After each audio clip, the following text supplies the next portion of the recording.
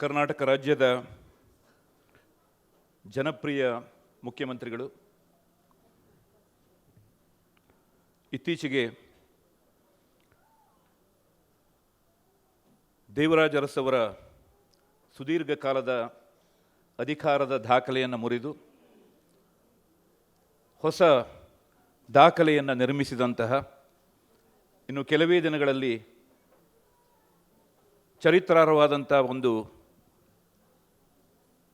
ಬಜೆಟನ್ನು ಮಂಡಿಸುವುದರ ಮೂಲಕ ಇನ್ನೊಂದು ದಾಖಲೆಗೆ ಸಿದ್ಧರಾಗಿರುವಂಥ ಆತ್ಮೀಯರೂ ಆದಂಥ ಸಿದ್ದರಾಮಯ್ಯ ಅವರೇ,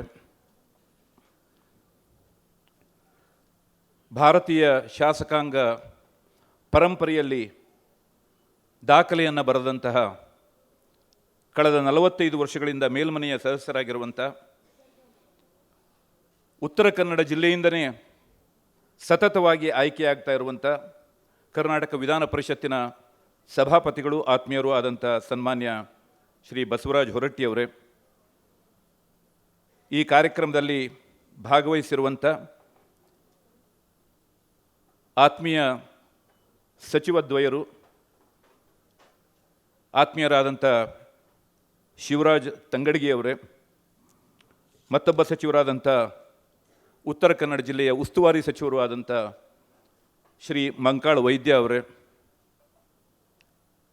ಉತ್ತರ ಕನ್ನಡ ಮತ್ತು ಕೊಪ್ಪಳ ಜಿಲ್ಲೆಯ ಸರ್ವಮಾನ್ಯ ಶಾಸಕರೇ, ಪ್ರಶಸ್ತಿ ಪುರಸ್ಕೃತರೇ, ಆತ್ಮೀಯರೇ, ಎಲ್ಲರಿಗೂ ಧನ್ಯವಾದಗಳು. ನನಗೆ ನಿಜಕ್ಕೂ ಕೂಡ ಇವತ್ತು ಅತ್ಯಂತ ಸಂತೋಷದ ಕ್ಷಣ ಅಂತ ನಾನು ಭಾವಿಸಿದ್ದೇನೆ. ನಮ್ಮ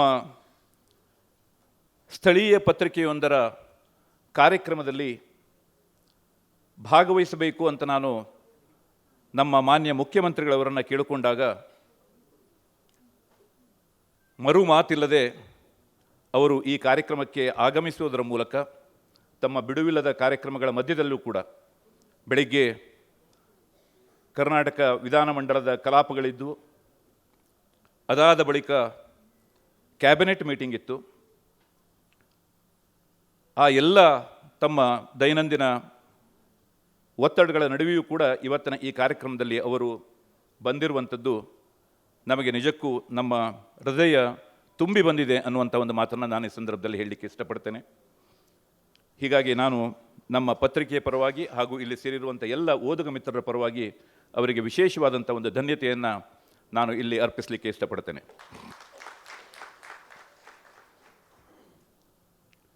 ಲೋಕಧ್ವನಿ ನನಗೆ ಬಹಳ ಜನ ಕೇಳ್ತಾರೆ, ಭಟ್ರೆ ನಿಮ್ಮದೇ ಆದಂಥ ವಿಶ್ವವಾಣಿ ಪತ್ರಿಕೆ ಇರುವಾಗ ಇನ್ನೊಂದು ಲೋಕಧ್ವನಿ ಯಾಕೆ ಅಂತ. ಇದನ್ನು ನಿಲ್ಲಿಸ್ಬಿಡಿ ಅಂತ, ಡಿಸ್ಟ್ರಾಕ್ಷನ್ ಆಗುತ್ತೆ, ನಿಲ್ಲಿಸ್ಬಿಡಿ. ಅದು ಲೋಕಧ್ವನಿ ಯಾಕೆ?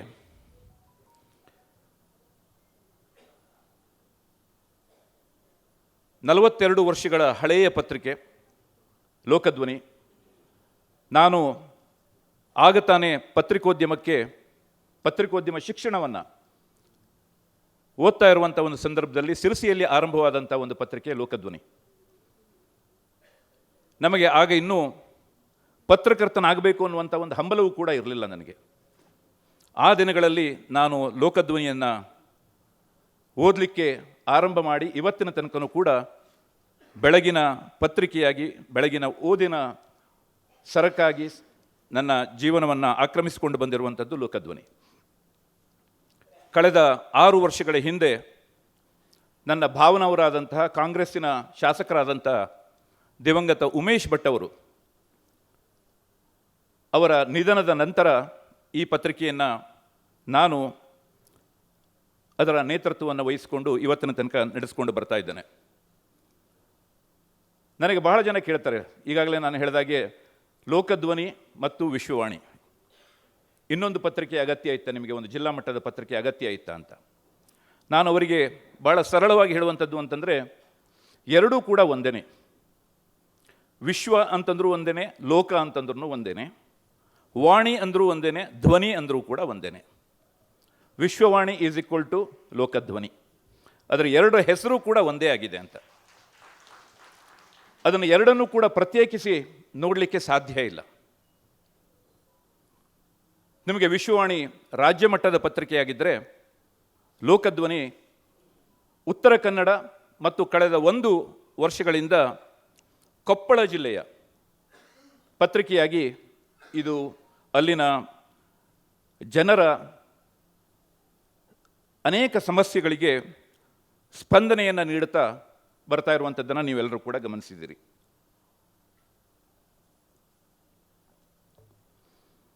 ಲೋಕಧ್ವನಿ ಉತ್ತರ ಕನ್ನಡ ಜಿಲ್ಲೆಯ ಮೊಟ್ಟ ಮೊದಲ ದೈನಿಕ.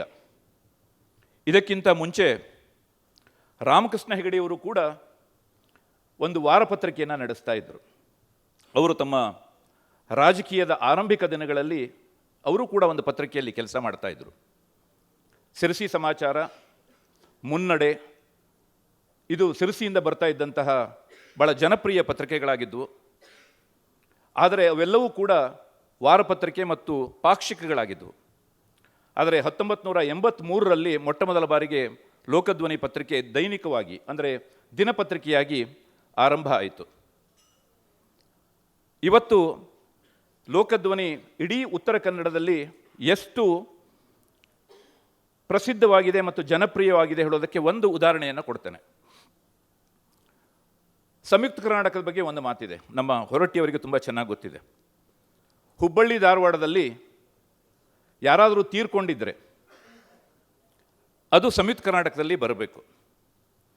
ಒಂದು ವೇಳೆ ಸಂಯುಕ್ತ ಕರ್ನಾಟಕದಲ್ಲಿ ಬಂದಿಲ್ಲ ಆ ಸುದ್ದಿ ಅಂತಂದರೆ ಅವರು ತೀರ್ಕೊಂಡಿದ್ದರ ಬಗ್ಗೆ ಅನುಮಾನ ವ್ಯಕ್ತವಾಗ್ತಾ ಇತ್ತು. ದೇಸಾಯಿ ಅವರು ತೀರ್ಕೊಂಡಲ್ಲರೇ, ಅವರು ತೀರ್ಕೊಂಡಿಲ್ಲ ಯಾಕೆಂತಂದ್ರೆ ಅದು ಸಂಯುಕ್ತ ಕರ್ನಾಟಕದಲ್ಲಿ ಬಂದಿಲ್ಲ. ಅಷ್ಟರ ಮಟ್ಟಿಗೆ ಅಲ್ಲಿಯ ಜನ ಆ ಪತ್ರಿಕೆಯ ಜೊತೆಗೆ ಒಂದು ಅವಿನಾಭಾವ ಸಂಬಂಧವನ್ನು ಇಟ್ಟುಕೊಂಡಿದ್ದಾರೆ. ಅದೇ ಒಂದು ಹೋಲಿಕೆಯನ್ನು ನಾನು ಲೋಕಧ್ವನಿ ಪತ್ರಿಕೆ ಬಗ್ಗೆಯೂ ಕೂಡ ಹೇಳ್ಬೋದು. ನಾನು ರಾಜ್ಯ ಮಟ್ಟದ ಬೇರೆ ಬೇರೆ ಪತ್ರಿಕೆಗಳಿಗೆ, ವಿಜಯ ಕರ್ನಾಟಕ ಇದ್ದಿರ್ಬೋದು, ಕನ್ನಡಪ್ರಭ ಇದ್ದಿರ್ಬೋದು, ಸುವರ್ಣ ನ್ಯೂಸ್ ಇದ್ದಿರ್ಬೋದು, ಅಥವಾ ಈಗಿನ ವಿಶ್ವವಾಣಿ ಪತ್ರಿಕೆ ಇದ್ದಿರ್ಬೋದು, ಇದಕ್ಕೆ ಪ್ರಧಾನ ಸಂಪಾದಕನಾಗಿದ್ದರೂ ಕೂಡ ಲೋಕಧ್ವನಿಯಲ್ಲಿ ಸಿಗುವಂತಹ ಒಂದು ಚಮಕ್ ಬಹುಶಃ ಯಾವುದೇ ಪತ್ರಿಕೆಯಲ್ಲೂ ಕೂಡ ಸಿಗಲಿಕ್ಕೆ ಸಾಧ್ಯವೇ ಇಲ್ಲ. ನಮಗೆ ಇಡೀ ಉತ್ತರ ಕನ್ನಡದಲ್ಲಿ ಯಾವುದೇ ಸುದ್ದಿ ಅದು ಫಸ್ಟಿಗೆ ಬ್ರೇಕ್ ಆದರೆ ನಮಗೆ ಗೊತ್ತಾಗುವಂಥದ್ದು ಲೋಕಧ್ವನಿಗೆ. ಯಾರೇ ತೀರ್ಕೊಳ್ಳಿ ಫಸ್ಟಿಗೆ ಗೊತ್ತಾಗುವಂಥದ್ದು ಲೋಕಧ್ವನಿಗೆ. ಅಂದರೆ ಫಸ್ಟಿಗೆ ಅವರು ಯಾವ ರೀತಿಯಾದಂಥ ಒಂದು ಭಾವನೆ ಇದೆ ಅಂತಂದರೆ, ಮನೆಯಲ್ಲಿ ಯಾರಾದರೂ ತೀರ್ಕೊಂಡೆ ಅಂತಂದ್ರೆ ಲೋಕಧ್ವನಿಗೆ ತಿಳಿಸಿದೆಯಾ ಅದನ್ನು, ಅಂದರೆ ಅಷ್ಟರ ಮಟ್ಟಿಗೆ ಆ ಪತ್ರಿಕೆ ಅಲ್ಲಿನ ಜನಮಾನಸದ ಜೊತೆಗೆ ಇವತ್ತು ಹೊಂದಿಕೊಂಡಿದೆ. ಉತ್ತರ ಕನ್ನಡ ಬಹಳ ವಿಶಿಷ್ಟವಾದಂಥ ಒಂದು ಜಿಲ್ಲೆ. ಬಹುಶಃ ನಮ್ಮ ರಾಜ್ಯದಲ್ಲಿ ಈ ರೀತಿಯಾದಂಥ ಇನ್ನೊಂದು ಜಿಲ್ಲೆ ಇದೆ ಅಂಥೇಳಿ ನನಗೆ ಅನಿಸ್ತಾ ಇಲ್ಲ. ಉದಾಹರಣೆಗೆ ಮಲೆನಾಡು, ಕರಾವಳಿ ಮತ್ತು ಬಯಲುಸೀಮೆ, ಇದು 3 ಒಟ್ಟಿಗೆ ಇರುವಂಥ ಏಕೈಕ ಜಿಲ್ಲೆ ಅಂತಂದರೆ ಅದು ಉತ್ತರ ಕನ್ನಡ. ನಿಮಗೆ ಮಲೆನಾಡು ಇರುವಂಥ ಜಿಲ್ಲೆ ಇದೆ, ಕರಾವಳಿ ಇರುವಂಥ ಜಿಲ್ಲೆ ಇದೆ, ಮಲೆನಾಡು ಮತ್ತು ಕರಾವಳಿ ಎರಡೂ ಇರುವಂಥ ಜಿಲ್ಲೆನೂ ಕೂಡ ಇದೆ. ಆದರೆ ಅದರ ಜೊತೆಗೆ ಬಯಲುಸೀಮೆಯೂ ಕೂಡ ಇರುವಂಥ ಜಿಲ್ಲೆ ಅಂತಂದರೆ ಅದು ಉತ್ತರ ಕನ್ನಡ ಮಾತ್ರ. ಹೀಗಾಗಿ ಭೌಗೋಳಿಕ ದೃಷ್ಟಿಯಿಂದ, ಪ್ರಾಕೃತಿಕ ಸಂಪತ್ತಿನಿಂದ ಇದು ಒಂದು ವಿಶಿಷ್ಟವಾದಂಥ ಒಂದು ಜಿಲ್ಲೆ. ನಮ್ಮ ರಾಜ್ಯದಲ್ಲಿ ಅತಿ ಕಡಿಮೆ ಕ್ರೈಮ್, ಅಪರಾಧ ಸಂಖ್ಯೆ ಏನಾದರೂ ಇದ್ದರೆ ಅದು ಉತ್ತರ ಕನ್ನಡ. ಉತ್ತರ ಕನ್ನಡದ ಜನ ಬಹಳ ಸುಶಿಕ್ಷಿತರು ಅನ್ನುವಂಥದ್ದನ್ನು ಬಹುಶಃ ನಾವೆಲ್ಲರೂ ಕೂಡ ಒಪ್ತೇವೆ. ಅದನ್ನು ಹೊರಟ್ಟಿಯವರು ಇನ್ನೂ ಜಾಸ್ತಿ ಒಪ್ತಾರೆ. ಯಾಕೆಂತಂದರೆ ಕಳೆದ 45 ವರ್ಷಗಳಿಂದ ಅವರನ್ನು ಉತ್ತರ ಕನ್ನಡ ಜಿಲ್ಲೆ ಅವರನ್ನು ಬೆಂಬಲಿಸ್ತಾನೆ ಬಂದಿದೆ ಇವತ್ತಿನ ತನಕನೂ ಕೂಡ.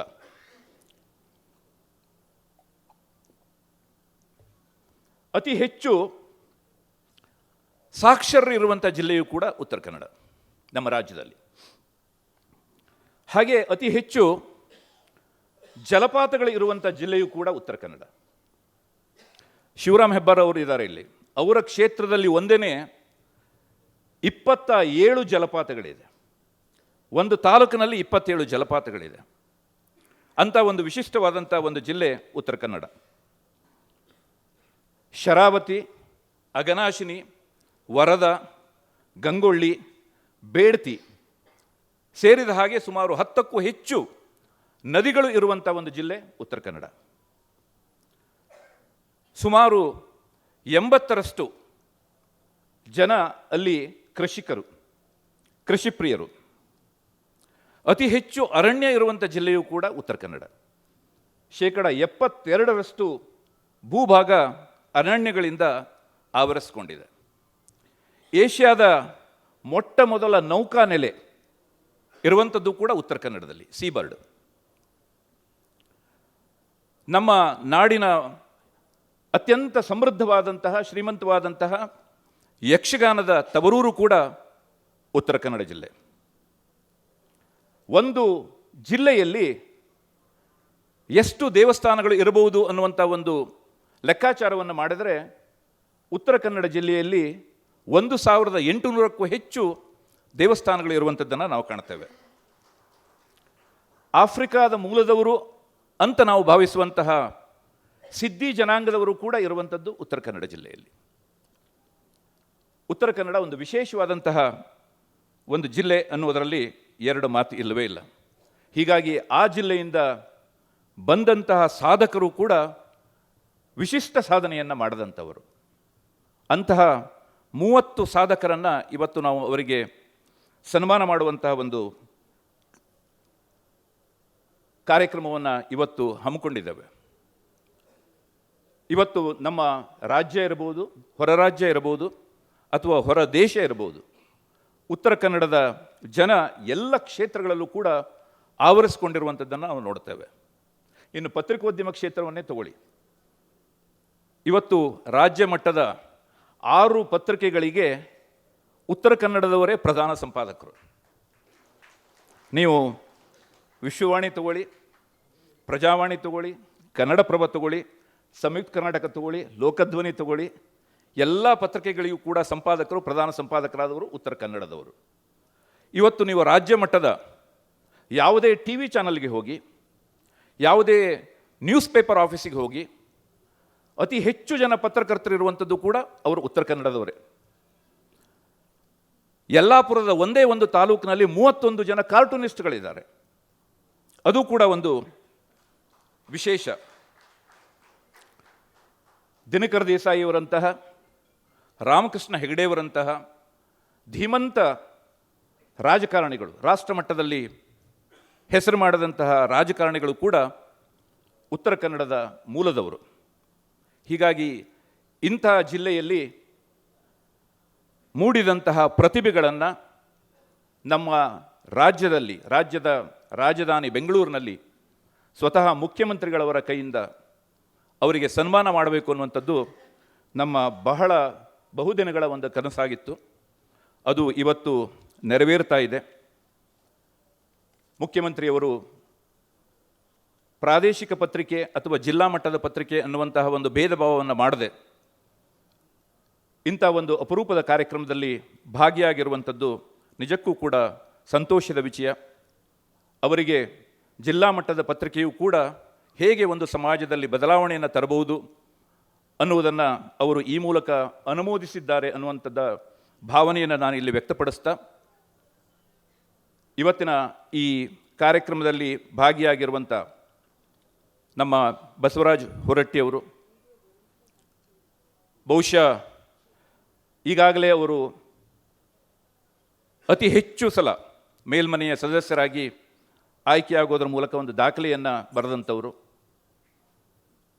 ಬಜೆಟ್ ಮಂಡನೆಯಲ್ಲಿ ಸಿದ್ದರಾಮಯ್ಯ ಅವರ ದಾಖಲೆಯನ್ನು ಇನ್ನೂ 50 ವರ್ಷ ಆದರೂ ಕೂಡ ಬೇರೆಯವರು ಯಾರೂ ಕೂಡ ಮುರಿಲಿಕ್ಕೆ ಸಾಧ್ಯ ಇಲ್ಲ.